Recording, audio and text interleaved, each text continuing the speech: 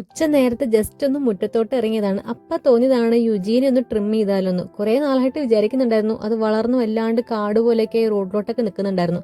അപ്പം അതെല്ലാം ഒന്ന് വെട്ടിയൊതുക്കി നട്ടു വെച്ച നേരത്താണ് കേട്ടോ ചെയ്തത്. പിന്നെ അവിടെ ക്ലീനിങ്ങിനൊന്നും നിന്നില്ല, നല്ല വെയിലായിരുന്നു.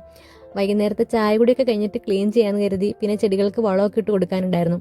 ഇപ്പോൾ 2 ആഴ്ചയിൽ കൂടുതലായി വളമൊക്കെ ചെയ്തിട്ട് ഞാനത് കൃത്യമായിട്ട് ചെയ്യാറില്ല എന്നാണ് അനി എപ്പോഴും പറയാറ്. പിന്നെ അതാ കഴിഞ്ഞ ദിവസം ഞാൻ ഒരു അരിക്കാപ്പാൻ വെക്കുന്നൊരു വീഡിയോ ചെയ്തിട്ടുണ്ടായിരുന്നു. അപ്പോൾ അതിൻ്റെ ഇടയിൽ ഒരു കമൻറ്റ് വന്നിട്ടുണ്ടായിരുന്നു, അത് നിലത്ത് വെക്കുന്നതാണ് കൂടുതൽ നല്ലതെന്ന്.